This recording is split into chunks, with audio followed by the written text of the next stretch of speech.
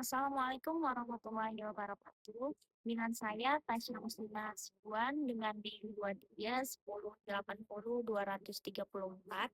Di sini saya akan menjelaskan tentang manajemen kinerja dalam organisasi. Nah, sebelumnya, apa sih manajemen kinerja itu? Manajemen kinerja adalah suatu proses untuk melihat, menilai, dan mengembangkan kinerja pegawai agar sesuai dengan tujuan perusahaan atau organisasi.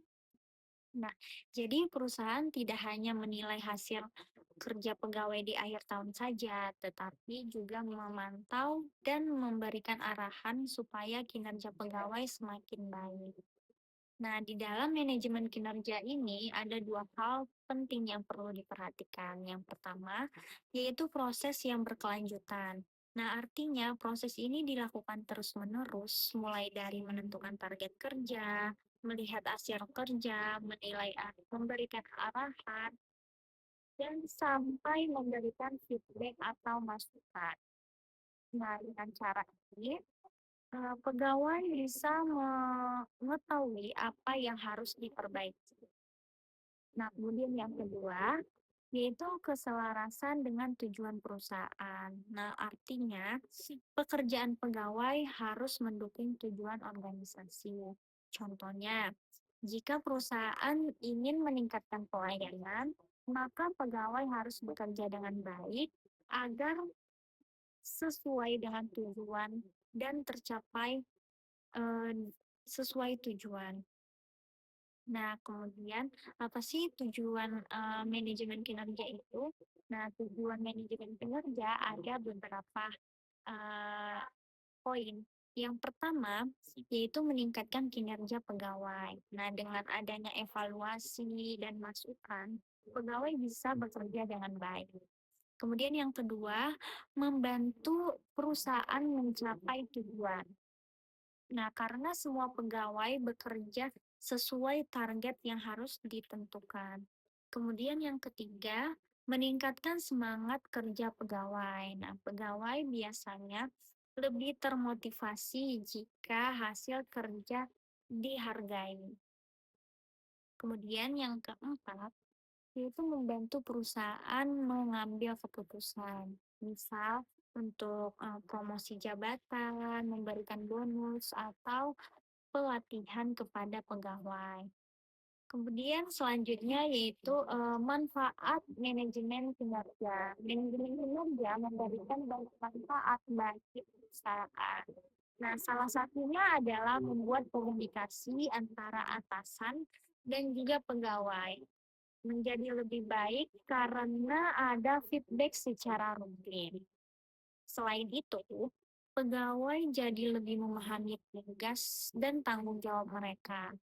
Sistem ini juga membantu meningkatkan produktivitas dan kualitas kerja dalam organisasi. Kemudian dampak jika sistem tidak berjalan dengan baik. Jika manajemen kinerja diterapkan dengan buruk, bisa menimbulkan masalah. Misalnya penilaian yang tidak adil atau kurang jelas. Hal ini dapat membuat pegawai merasa tidak dihargai dan kehilangan semangat untuk bekerja. Hal ini dapat membuat pegawai merasa tidak dihargai, bahkan produktivitas perusahaan juga bisa menurun. Karena itu, sistem manajemen kinerja harus dilakukan secara adil dan terbuka. Kemudian ada beberapa ciri sistem manajemen kinerja yang baik. Nah, yaitu yang pertama, target kerja harus jelas. Pegawai harus tahu apa yang harus mereka capai. Kemudian yang kedua, penilaian harus adil dan objektif. Penilaian dilakukan berdasarkan hasil kerja, bukan karena faktor pribadi. Kemudian yang ketiga ada feedback atau masukan secara rutin, supaya pegawai tahu kekurangan dan kelebihan mereka. Kemudian yang keempat ada membantu pengembangan pegawai. Jadi bukan hanya menilai, tetapi juga membantu pegawai berkembang. Kemudian ada hubungan dengan HR atau sumber daya manusia. Eee, yang pertama ada training dan development. Sistem ini membantu perusahaan mengetahui pelatihan apa yang dibutuhkan oleh pegawai. Dalam materi ini ada contoh perusahaan GE yang menggunakan aplikasi untuk memberikan feedback secara langsung. Nah, hasilnya produktivitas beberapa divisi meningkat sampai 5 kali lipat. Kemudian yang kedua, ada talent management dan juga workforce planning.